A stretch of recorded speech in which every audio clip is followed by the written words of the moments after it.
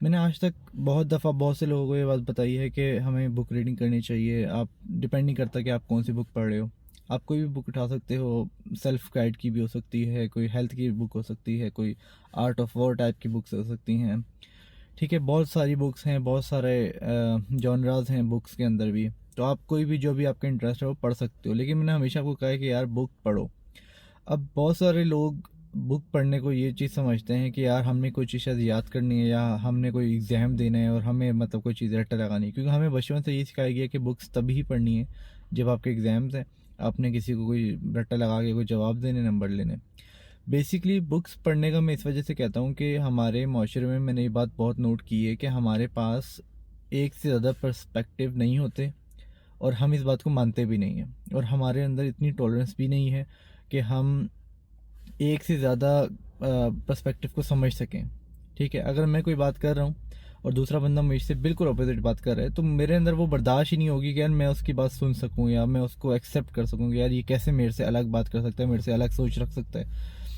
उसकी वजह से आपको बुक्स पढ़नी चाहिए। और बुक्स क्या कर रही होती हैं, बेसिकली आपको जो जो भी राइटर है उसकी एक सोच बता रही होती हैं कि यार ये इंसान क्या सोच रहा है, इसने क्या एक्सपीरियंस किया है, क्या इसके एक्सपेरिमेंट्स थे। वो सारी चीज़ें जब आप पढ़ते हो तो आपको एक अनकॉन्शियसली ये बात डेवलप होती है माइंड में कि एक से ज़्यादा नज़रिया हो सकता है चीज़ को देखने के। अब बहुत सारे बुत आपने जो बनाए हुए हैं बचपन से, जब आप किताबें पढ़ेंगे तो आपके बुत टूटेंगे। जब आपके बुत टूटेंगे तो शुरू में तो आपको बड़ी तकलीफ होगी कि यार ये मतलब एक्सेप्ट करने में थोड़ा सा मुश्किल होगा, क्योंकि आप बिल्कुल ही आपने बचपन से वो चीज़ पढ़ी हुई है और एकदम से आगे कोई बंदा कह रहा है यार ये तो बिल्कुल ही गलत पढ़ा बचपन से, तो डेफिनेटली आपको वो एक तकलीफ होगी। लेकिन एक दफ़ा आप उस फेज से गुजर गए, उसके बाद आपका ये हो जाएगा, आप डेली लाइफ में भी हर इंसान का हर पर्सपेक्टिव समझने की कोशिश करोगे।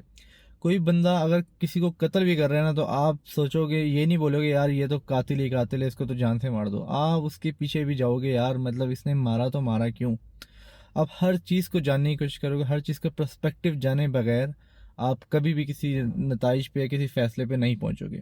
ठीक है, आपको कोई बंदा जितना मर्जी तंग कर रहा हो, जो बंदा कुछ कह रहा हो, आपको किसी बात से कोई फ़र्क नहीं पड़ेगा अगर आप एक दफ़ा इस गेम को समझ जाओ कि पर्सपेक्टिव की क्या गेम होती है। अगर कोई बंदा क्या काम कर रहा है, उसके पीछे क्या माइंडसेट है, उसने ज़िंदगी कैसे गुजारी है, उसकी ज़िंदगी में क्या उसने नॉलेज गेन किया है। क्योंकि हर इंसान अपने पास्ट का जो मजमुआ होता है, जो नॉलेज या जो भी एक्सपीरियंसेस होते हैं, उसको करंट में प्रेजेंट कर रहा होता है। तो जब तक आप उसका पास्ट नहीं समझोगे ना, आप कभी भी किसी इंसान को जज नहीं कर सकते। अब आपके मुताबिक मिसाल के तौर पे एक बंदा है, उसको कमरा साफ़ करना या घर साफ़ रखने की आदत है। उसके मुताबिक ऐसा बंदा जो घर साफ़ नहीं रख रहा वो बिल्कुल ही बेकार बेवकूफ़ है। वो आगे से ये बोलेगा यार ये तो इतने साल का हो गया, मतलब 50 साल का हो गया, इसको इतना सेंस नहीं है कि घर साफ़ रखना है। हो सकता है उसने 50 साल तक ये चीज़ सीखी ना हो, या उसको किसी ने बताई ना हो, उसने किसी के साथ टाइम ही नहीं गुजारा हो जो उसको बताया यार आपने तो घर गंदा, उसके लिए यही साफ़ हो। तो पर्सपेक्टिव समझना बहुत ज़रूरी है किसी भी चीज़ को समझने के लिए। ठीक है, तो इसीलिए मैं कहता हूँ आप बुक्स पढ़ें, और अगर आप बुक्स पढ़ना चाहते हैं तो बहुत सारी किताबें हैं, आप उसमें पढ़ सकते हैं। अगर मैं कुछ रिकमेंड करूँगा तो मैं आपको कुछ किताबें ऐसी हैं जिसने मुझे जेन्युइनली चेंज किया है, वो भी आपको रिकमेंड कर सकता हूँ। आई बिलीव एक बुक है द पावर ऑफ हैबिट्स, वो आप पढ़ें। उसने तो मुझे बहुत चेंज किया हैबिट्स की बुक ने। उसने बहुत सारे साइंटिफिक एक्सपेरिमेंट उसमें हैं, आप उनको पढ़ेंगे तो आपको मतलब, अगर कोई मुझे पूछे यार अभी आपने सुबह नाश्ते में क्या किया है, मैं ख्याल घंटा पहले मैंने नाश्ता किया है, तो मुझे नहीं याद। क्योंकि उस बुक के पढ़ने के बाद मुझे ये चीज़ें समझ आई कि यार कौन सी मेमोरीज ज़रूरी हैं जो आपने याद रखनी है, जिसकी वजह से आपको आगे ग्रोथ होगी। कौन सी मेमोरीज ऐसी हैं जिनको याद रख के कोई फ़ायदा नहीं है। जैसे खाना क्या खाया, खा लिया ना, बस उसको एनर्जी मिल गई, बस सही है। इसको याद रख के क्या फ़ायदा है, कुछ फ़ायदा नहीं है मुझे कि क्या खाया था। ठीक है, और इसी तरह की बहुत सारी चीज़ें हैं जो आप फिर क्या करता हूँ, आप क्या करोगे कि आप डेली बेसिस पे अपनी मसल मेमोरीज को ट्रेन करने लग जाओगे बहुत सारी चीज़ों पे, और अपनी जो एनर्जी है ब्रेन की उसको सिर्फ और सिर्फ काम की चीज़ों पे यूटिलाइज करोगे, जिसकी मदद से आप बहुत सारे काम कर सकते हो। ठीक है, इस तरह आप पावर ऑफ हैबिट के अलावा आप द पावर ऑफ डिसिप्लिन पढ़ लो। ठीक है, अगर आप फाइनेंस में जाना चाहते हो तो बेस्ट बेस्ट बुक जो मैं आपको कहूँगा वो है साइकोलॉजी ऑफ मनी।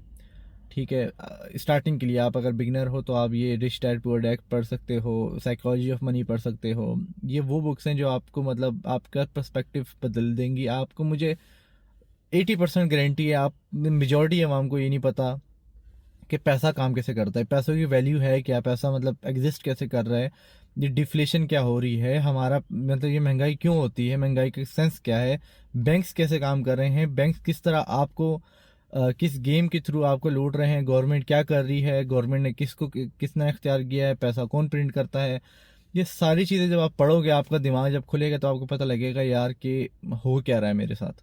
मैं सुबह से शाम तक लगा हुआ हूँ, काम कर करके मरा जा रहा हूँ, और पैसे मतलब रुक ही नहीं रहे, और ख़त्म होते जा रहे हैं, वैल्यू कम हो रही है, चीज़ें महंगी हो रही हैं, क्यों हो रहा है।